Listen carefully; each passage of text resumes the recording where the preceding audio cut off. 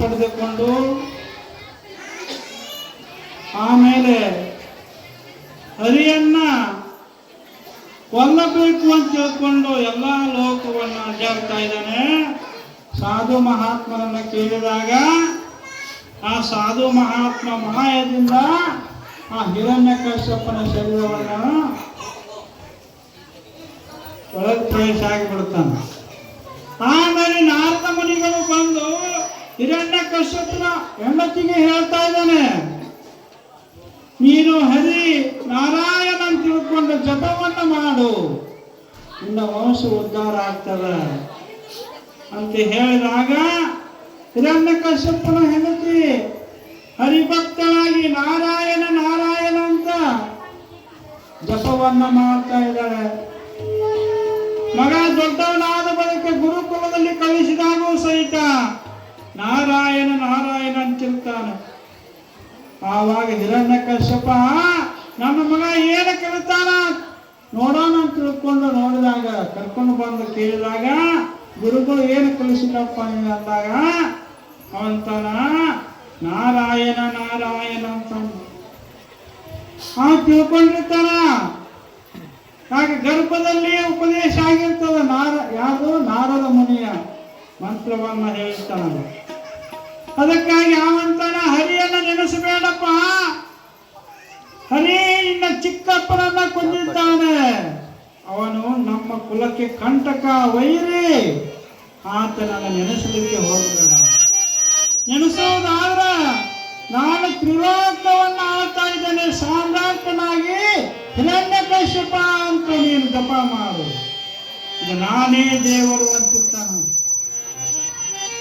ಆವಾಗ ಭಕ್ತ ಪ್ರಹ್ಲಾದ ಅಂತಾನ, ಹರಿಯೇ ಸರ್ವೋತ್ತಮ, ವಾಯುವೇ ಜೀವೋತ್ತಮ, ವಾಯು ಇದ್ರನ ಜೀವನ, ಹರಿ ಎಲ್ಲಕ್ಕಿಂತ ಶ್ರೇಷ್ಠದಾನ, ನೀನು ಭಗವಂತನ ಭಕ್ತನಾಗುವಂತ ಉಪದೇಶ ಮಾಡ್ತಾನೆ. ಎಷ್ಟು ಹೇಳಿದ್ರು ಕೇಳಂಗಿಲ್ಲ. ಅವಾಗ ಏನ್ ಮಾಡ್ತಾರಪ್ಪ ಅಂತಂದ್ರ ಕೈಕಾಲುಗಳನ್ನ ಕಟ್ಟಿ ಪ್ರಹ್ಲಾದನನ್ನ ದೊಡ್ಡ ಪರ್ವತದಿಂದ ಉಳಿಸ್ಬಿಡ್ತಾರೆ. ಉಳಿಸಿದಾಗೂ ಭಗವಂತ ಬಂದು ರಕ್ಷಣೆಯನ್ನ ಮಾಡ್ತಾ ಇದ್ದಾನೆ. ನಡು ಸಮುದ್ರದೊಳಗೆ ಹೋಗಿ ಕೆಡುತ್ತಾರೆ, ಸಮುದ್ರದಿಂದಲೂ ಬಂದು ಭಗವಂತ ರಕ್ಷಣೆ ಮಾಡ್ತಾ ಇದ್ದಾರೆ. ಅಗ್ನಿಯಲ್ಲಿ ಹಾಕ್ತಾ ಇದ್ದಾರೆ, ಆದರೂ ಸಹಿತ ಅಗ್ನಿ ಸುಡುವುದಿಲ್ಲ. ಘಟ ಸರ್ಪಗಳಿರ್ತಕ್ಕಂಥ ಬಾವಿಯಲ್ಲಿ ಒಗಿತಾ ಇದ್ದಾರೆ, ಹಾವುಗಳು ಕಚ್ಚಂಗಿಲ್ಲ. ವಿಷವನ್ನ ಕುಡಿಸ್ತಾ ಇದ್ದಾರೆ ಆತನ ತಾಯಿಯಿಂದ, ಆದರೂ ಸಹಿತ ವಿಷ ಅಮೃತವಾಗಿ ಪರಿಣಮಿಸ್ತಾ ಇದೆ. ಆಮೇಲೆ ಅವನನ್ನು ಕೊಲ್ಲಬೇಕು ಅಂತ ತಿಳ್ಕೊಂಡು ನಿಶ್ಚಯಿಸಿ ಬಹಳ ಶಕ್ತಿಯಿಂದ ಹಿರಣ್ಯಕಶ್ಯಪ ಕೇಳ್ತಾ ಇದ್ದಾನೆ, ಎಲ್ಲಿ ಅದ ನಿನ್ನ ಹರಿ? ಎಲ್ಲಾ ಕಡೆ ಅದನಂತ. ಎಲ್ಲ ಅನುರೇಣಿತ ಕಾಷ್ಟಾದಿಗಳಲ್ಲಿ ನನ್ನ ಭಗವಂತ ಅದಾನಂತಂದಾಗ ಈ ಕಂಬದಲ್ಲಿ ಅದಾನೇನೋ, ಈ ಕಂಬದಲ್ಲಿ ಅದಾನೇನೋ ಅಂತ ಕೇಳ್ತಾ ಇದ್ದಾನೆ ಹಿರಣ್ಯಕಶ್ಯಪು.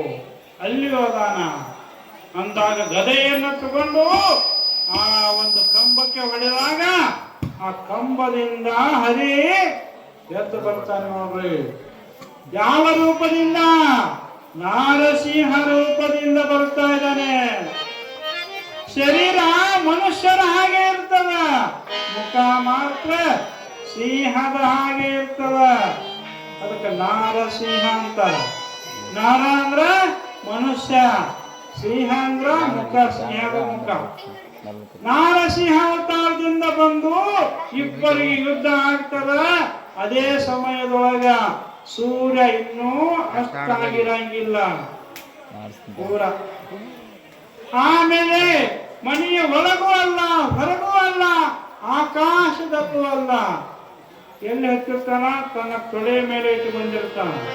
ಭೂಮಿ ಮೇಲೆ ಇರ್ತದಲ್ಲ, ಆಕಾಶದಲ್ಲಿ ಇರ್ತದಲ್ಲ, ತನ್ನ ತೊಡೆಯ ಮೇಲೆ ಇಟ್ಟು ಏನ್ ಮಾಡ್ತಾನ?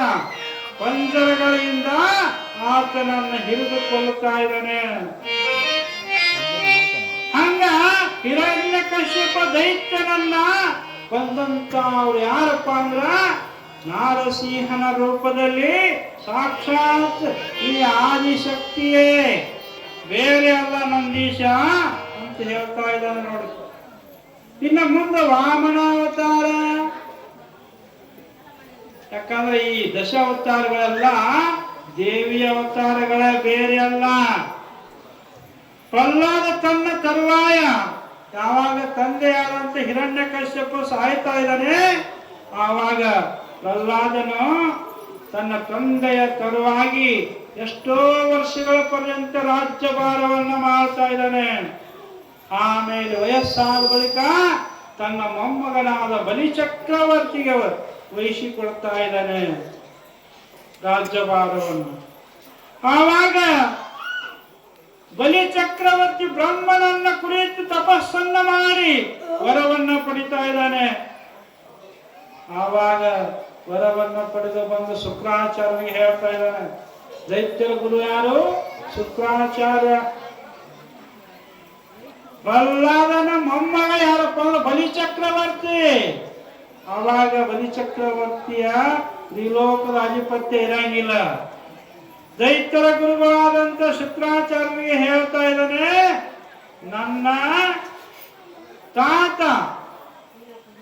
ತಾತನ ರಾಜ್ಯವನ್ನ ಕಸಿದುಕೊಂಡು ದೇವತೆಗಳು ಇಂದ್ರಾದಿ ದೇವತೆಗಳು ಆಳ್ತಾ ಇದ್ದೀರಾ, ಆ ಒಂದು ಅಧಿಕಾರವನ್ನು ನನಗೆ ಕೊಡಬೇಕು, ಇಲ್ಲ ಅಂತಂದ್ರೆ ಯುದ್ಧಕ್ಕೆ ಬರಬೇಕು ಅಂತ ತಿಳ್ಕೊಂಡು ಶುಕ್ರಾಚಾರ್ಯರ ಮುಖಾಂತರವಾಗಿ ಯುದ್ಧವನ್ನು ಸಾರ್ತಾ ಇದ್ದಾನೆ.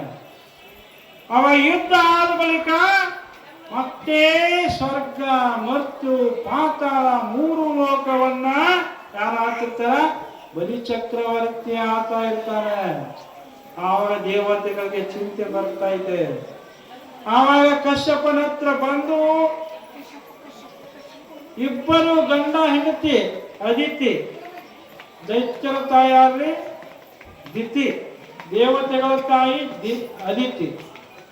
ಅದಿತಿ ಮತ್ತು ಕಶ್ಯಪನಿಗೆ ಚಿಂತೆ ಆಗ್ತದ. ದೇವತೆಗಳು ಸಹ ನಮ್ಮ ಮಕ್ಕಳೇ, ದೈತ್ಯರು ನಮ್ಮ ಮಕ್ಕಳೇ, ಆದರೂ ಸಹಿತ ದೈತ್ಯರಲ್ಲಿ ಸುಮಾರು ಗುಣ ಹೊಂಟದ. ಬುದ್ಧಿ ದುಷ್ಟ ಕೆಲಸ ಮಾಡ್ತಾ ಇದ್ದಾರೆ. ಆದ್ರ ಧರ್ಮವನ್ನು ಎತ್ತಿಡಬೇಕು, ದೇವತೆಗಳಿಗೆ ಅಧಿಕಾರವನ್ನು ಕೊಡಿಸಬೇಕು ಅಂತ ತಿಳ್ಕೊಂಡು ವಿಷ್ಣು ಭಗವಂತನನ್ನ ಕುರಿತು ತಪಸ್ಸು ಮಾಡಿ ಆತನಿಗೆ ಪ್ರತ್ಯಕ್ಷವನ್ನು ಮಾಡಿಕೊಂಡು, ಭಗವಂತ ನನ್ನ ಉದರದಲ್ಲೇ ನೀನು ಜನಿಸಬೇಕು ಅಂತಂತ ನೋಡು ಭಗವಂತ. ಅವಾಗ ಆಯ್ತು ಅಂತ ತಿಳ್ಕೊಂಡು ಮುಂದೆ ಒಂದು ದಿವಸ ವಾಮನ ಅವತಾರದಿಂದ ಅದಿತಿಯ ಹೊಟ್ಟೆಯಲ್ಲಿ ಭಗವಂತನೇ ಹುಟ್ಟುತ್ತಾ ಇದ್ದಾನೆ. ಆವಾಗ ಬಲಿಚಕ್ರವರ್ತಿ ಹತ್ರ ಹೋಗ್ತಾನ, ಲೋಕಕ್ಕೆ ಹೋಗಿ ಕೇಳ್ತಾ ಇದ್ದಾನೆ ಬ್ರಾಹ್ಮಣ ವೇಷದಲ್ಲಿ. ಎಲ್ಲರಿಗೂ ದಾನವನ್ನು ಮಾಡ್ತಾ ಇರ್ತಾನ. ಅಹಂ ಅನ್ನೋದು ಬಹಳ ಬಂದಿರ್ತದ. ಆವಾಗ ಯಜ್ಞ ಮಾಡುವತ್ನ್ಯಾಗ ಓಡಿ ಬಂದು ಬ್ರಾಹ್ಮಣನ ಕಾಲುಗಳನ್ನು ಬಿದ್ದು ಕೇಳ್ತಾ ಇದ್ದಾನೆ, ಹೇ ಬ್ರಾಹ್ಮಣ ದೇವತೆಗೆ ಏನು ಬೇಕು ಕೇಳೋತ್ತಾನೆ. ಅವ ಎಷ್ಟು ಇರ್ತಾನ್ರಿ? ಬಹಳ ಕೂಲ್ ಇರ್ತಾನ್ರಿ. ಒಂದ್ 2 ಫೂಟ್ ಇರ್ಬೋದು ಅಷ್ಟ. ಕಮಂಡಲವನ್ನು ತಗೊಂಡ್ಬಂದಿರ್ತಾನ.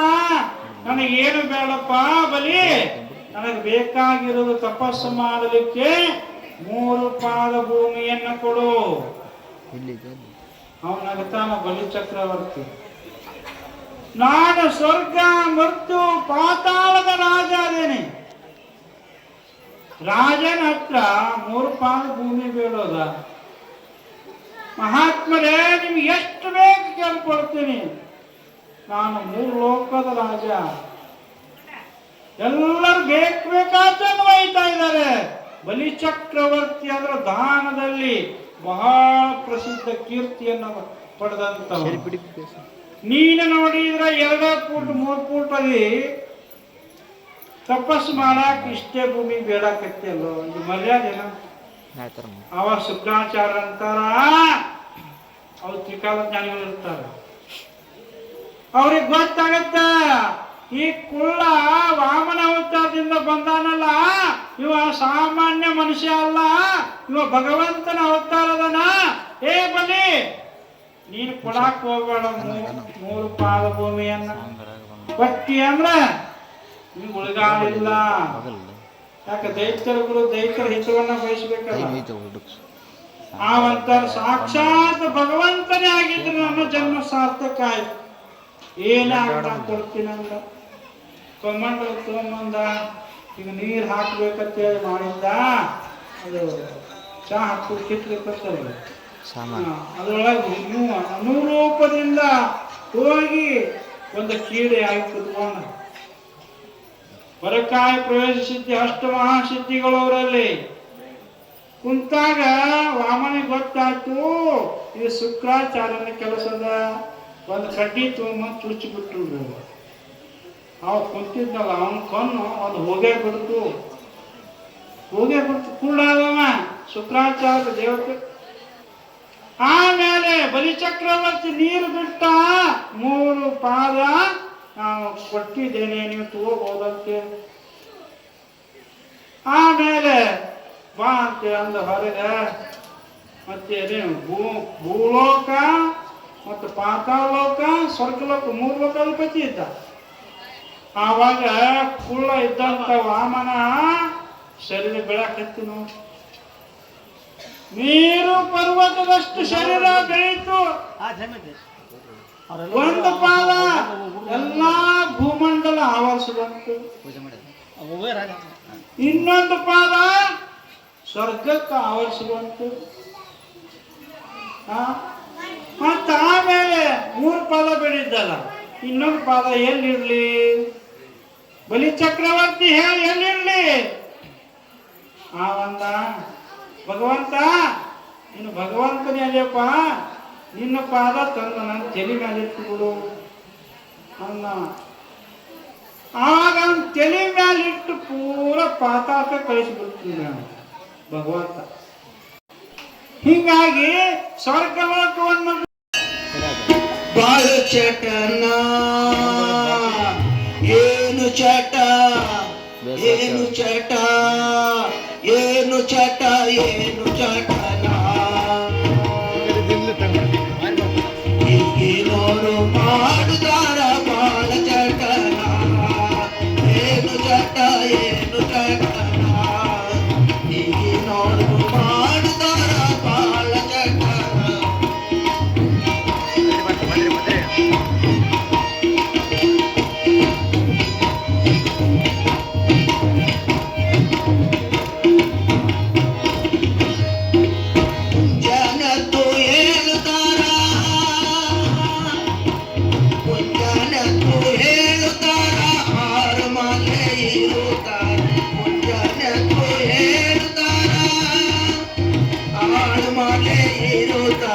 ಮಾರಿಗೇರಿ ಕಳಿಯದು ಬಿಟ್ಟು ಮಾರಿಗೇರಿ ಕಳಿಯದು ಬಿಟ್ಟು ಮಾರಿಗೇರಿ ಕಳಿಯದು ಬಿಟ್ಟು ಚಾ ಮೊದಲು ಕುಡಿಯುತ್ತ ಏನು ಚಟ ಏನು ಚಟ ಈಗಿನವರು ಮಾಡುತ್ತಾರ ಬಹಳ ಚಟ.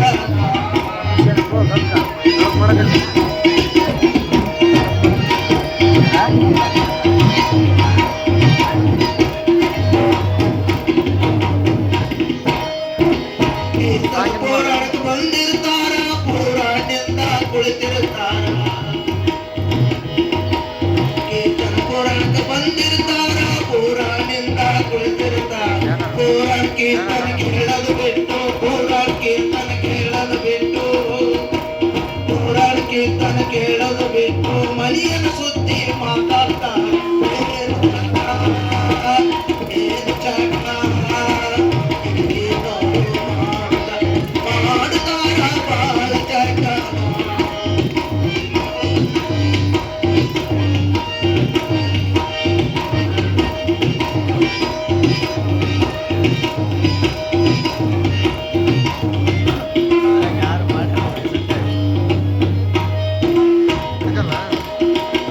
ಮಕ್ಕಳ ಬಂದಿರ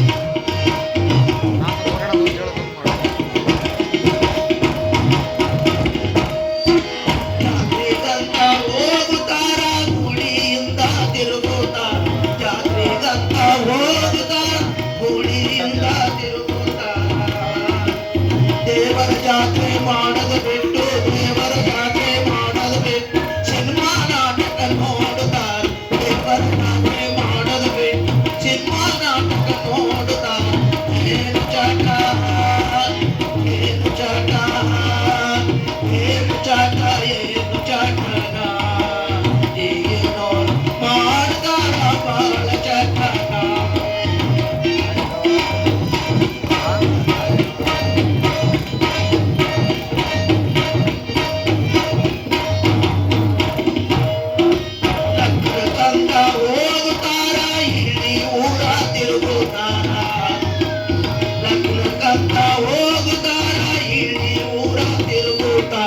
ಅಕ್ಕಿ ಕಾಳು ಹಾಕದ ಬಿಟ್ಟು ಅಕ್ಕಿ ಕಾಳು ಹಾಕದ ಬಿಟ್ಟು ಓಸಿ ಇಸ್ಬಿಟ್ಟು ಹಾಡುತ್ತಾರೆ ಅಕ್ಕಿ ಕಾಳು ಹಾಕದ ಬಿಟ್ಟು ಓಸಿ ಇಸ್ಬಿಟ್ಟು ಹಾಡುತ್ತಾರೆ ಏನು ಚಟ ಏನು ಚಟ ಏನು ಚಟ ಏನು ಚಟ ಇನ್ನೇನು ಮಾಡ್ತಾರ ಬಹಳ ಚಟ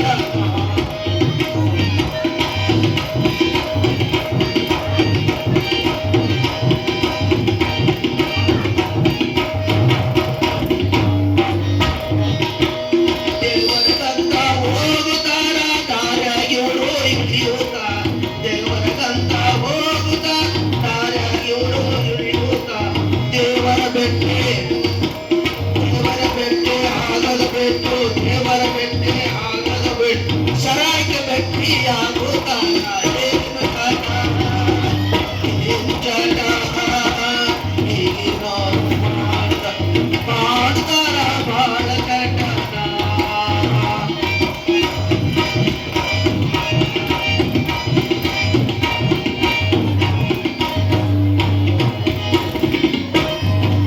ಲಿಂಗ ಪೂಜೆ ಮಾಡುತ್ತಾರ ಲಿಂಗಕ್ಕೆ ನೀರು ಹಾಕುತ್ತಾರ ಲಿಂಗ ಪೂಜೆ ಮಾಡುತ್ತಾರ ಲಿಂಗಕ್ಕೆ ನೀರು ಹಾಕುತ್ತಾರ ಚಾಹದ ಚಟ ಆದ ಕೂಡಲೇ ಚಾಹದ ಚಟ ಆದ ಕೂಡಲೇ ಭಸ್ಮ ಹಚ್ಚಲು ಮುಗಿಯುತ್ತಾರ ಏನು ಚಟ ಏನು ಚಟ ಏನು ಚಟ ಏನು ಚಟ ಮಾಡುತ್ತಾರ ಬಾಳ ಚಟನ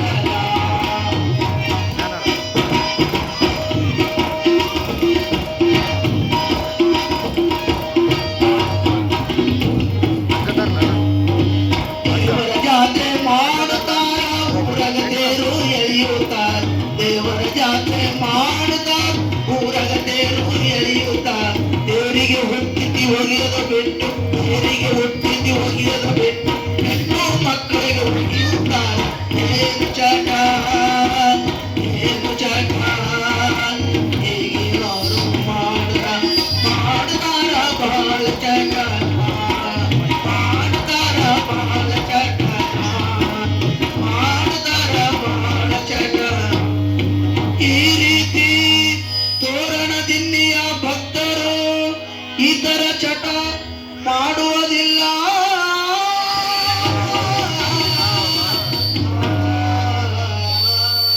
ಸಾಂಬಜೈ ನಮ ಪಾರ್ವತಿ ಪರಮೇಶ್ವರ ಮಹಾದೇವ್ ರಾಜರಾಜೇಶ್ವರಿ ಮಾತಾ ಕೀ ಅಂಬಾ ದೇವಿ ಮಾತಾ ಕೀ ತಾಯಮ್ಮ ದೇವಿ ಮಾತಾ ಕೀ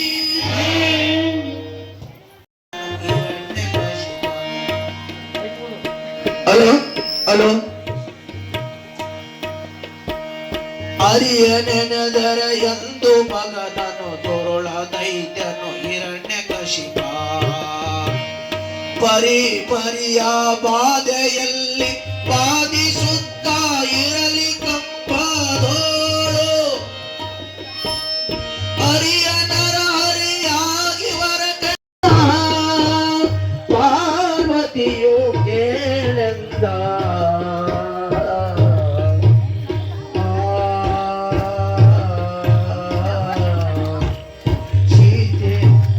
ಸೀತೆನೆ ಒಡಗೊಂಡ ದಶರಥ ನಾದ ಸೂತ ಮುದಿಯ ಬಲಸ ಸೀತೆಯನ್ನು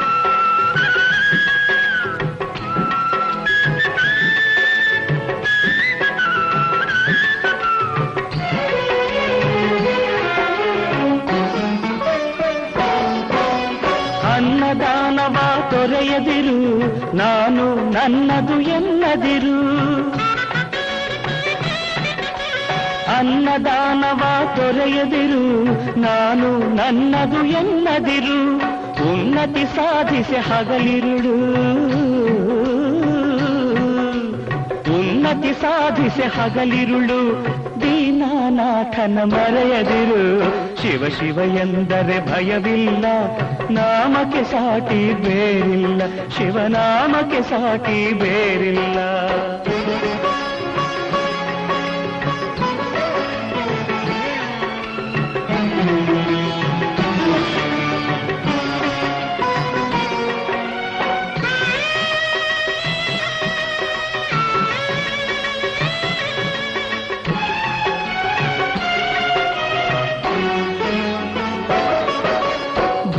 ಭಾಗ್ಯದ ಬಲೆಯೊಳಗೆ ಬಳಲಿ ಬಾಡದೆ ಇಳೆಯೊಳಗೆ,